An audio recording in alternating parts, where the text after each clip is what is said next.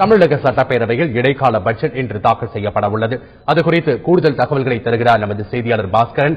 பாஸ்கரன், இடைக்கால பட்ஜெட்டை எத்தனை மணிக்கு தாக்கல் செய்கிறார் நிதியமைச்சர் பன்னீர்செல்வம்? பரபரப்பான அரசியல் சூழ்நிலையில் தமிழக சட்டப்பேரவை 11 மணிக்கு கூடுகிறது. சட்டப்பேரவை கூடியதும் நிதியமைச்சர் ஓ பன்னீர்செல்வம் இடைக்கால நிதிநிலை அறிக்கையை தாக்கல் செய்வார். இந்த கூட்டத்தொடரானது கடைசி கூட்டத்தொடர். வருகிற மே மாதம் தேர்தல் நடைபெற உள்ளது தமிழக சட்டப்பேரவைக்கு. இதன் காரணமாக இந்த கடைசி கூட்டத்தொடர் இடைக்கால நிதிநிலை அறிக்கையை நிதியமைச்சர் ஓ பன்னீர்செல்வம் தாக்கல் செய்கிறார். புதிய அறிவிப்புகள் வெளியாகும் என்ற எதிர்பார்ப்புகள் இருக்கிறது.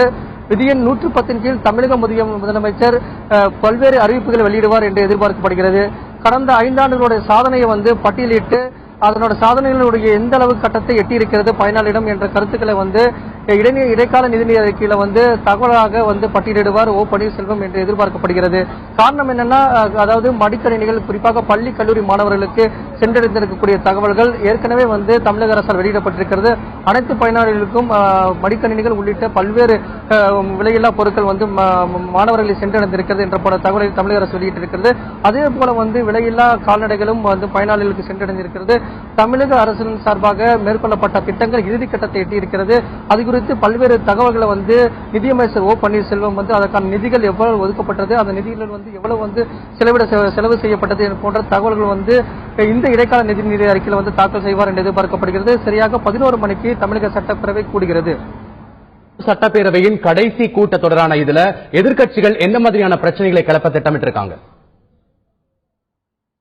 குறிப்பாக 4 மாவட்டத்தில் வெள்ள பாதிப்புகள் ஏற்பட்டிருக்கிறது. வெள்ள பாதிப்புக்கான நிவாரணங்கள் தொடர்ந்து வழங்கப்பட்டு வருகிறது. இது குறித்து எதிர்க்கட்சிகள் கேள்வி எழுப்பார்கள் என்று எதிர்பார்க்கப்படுகிறது. அதைத் தொடர்ந்து அவிநாசி அத்திக்கடவு குடிநீர் பிரச்சனையை தற்போது கிளம்பி இருக்கிறது. அந்த பிரச்சனையை தமிழக சட்டப்பேரவையில் எதிர்க்கட்சிகள் எழுப்ப திட்டமிட்டிருக்கிறதாகவும் தகவல்கள் வெளியாகிறது. அதே போல விழுப்புரம் மாணவர்களுடைய மரணம் குறித்து பல்வேறு கோரிக்கைகளை தொடர்ந்து எதிர்க்கட்சிகள் வைத்த வண்ணம் இருக்கின்றன. அது குறித்து தமிழக சட்டப்பேரவையில் எதிர்க்கட்சிகள் கேள்விகள் எதிர்பார்க்கப்படுகிறது. அதே போல மதுவிலக்குக்கு முக்கியத்துவம் குறித்து எதிர்க்கட்சிகள் பல்வேறு கோரிக்கைகள் வலியுறுத்தி ஆர்ப்பாட்டங்கள் போராட்டங்கள் நடத்தி வரக்கூடிய நிலையில் மதுவிலக்கு குறித்தும் எதிர்க்கட்சிகள் தமிழக சட்டப்பேரவையில் கேள்விகள் எழுப்ப திட்டமிட்டிருக்கின்றன. பாஸ்கரன், இடைநீக்கம் செய்யப்பட்ட தேமுதிக எம்எல்ஏக்கள் 6 பேர் இந்த கூட்டத்தொடரில் கலந்துக்கிறாங்களா?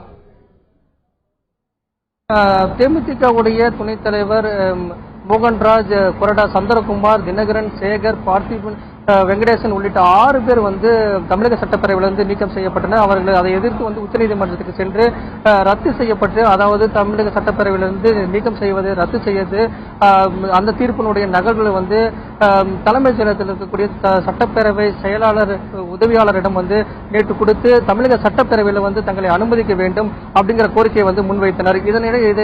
இதையடுத்து நேற்று இரவு அதற்கான அனுமதியை சட்டப்பேரவை செயலாளர் ஜமாலுதீன் வழங்கியிருக்கிறார். அது மட்டுமல்லாமல் அவர்களுக்கான சலுகைகளும் திரும்ப வழங்கப்பட்டிருக்கிறது. இதையடுத்து நீக்கம் செய்யப்பட்ட 6 பேரும் உச்சநீதிமன்றத்தினுடைய தீர்ப்பின் அடிப்படையில் தமிழக சட்டப்பேரவை கூட்டத்தொடரில் பங்கேற்க உள்ளனர்.